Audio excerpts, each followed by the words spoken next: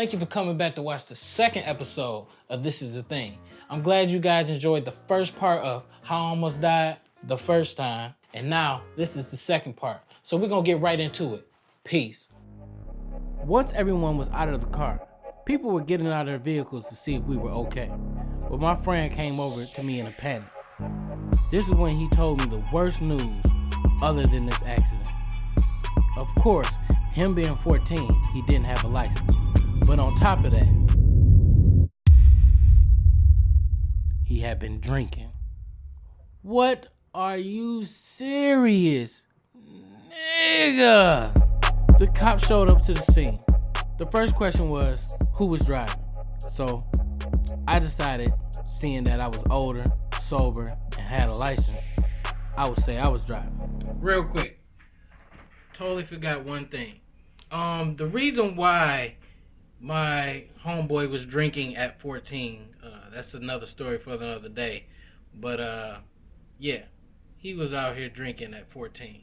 Plus, I actually had to, when I dived back in to get my girlfriend out of the car, I actually scraped the center of my head, down the center of it.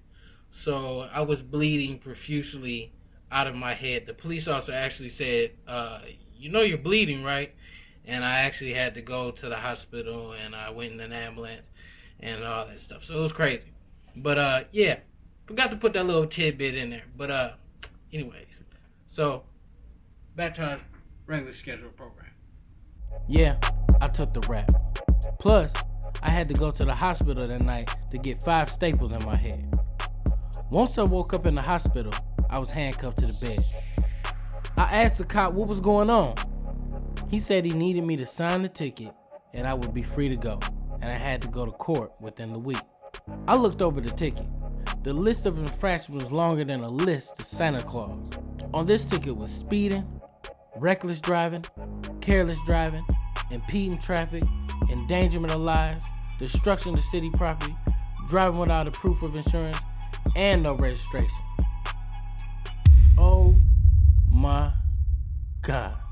In the following days, I called my homeboy to take the rap for his own mistake, and he said he would, no problem. I felt relieved. All he had to do was show up to the court date and tell the truth. So fast forward. My dad got me a lawyer, we discussed the case, and I now am sitting in the hallway waiting to go into the courtroom. My girlfriend showed us the support and give her testimony if needed. My homeboy wasn't there. So I called him on the phone. His grandma answered the phone. I asked, was he coming to court? She said, no baby, he had school today.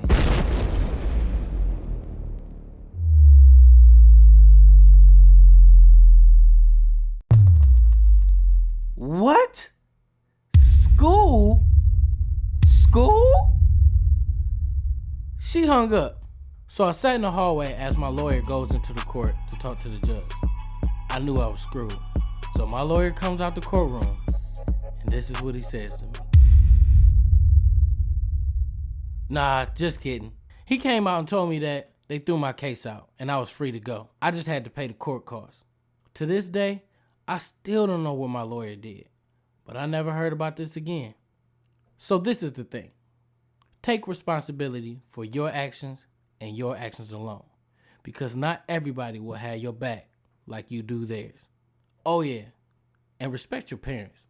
And that's it. So like I said, I never heard of what really came from that. I never even knew what was going on, you know. He just went in the room and came right back out and was like, yo, it's been dismissed. That was a blessing. But anyways, I appreciate you guys for watching, and make sure you subscribe, hit that like button, and if you didn't like it, you can hit the dislike button. I don't care.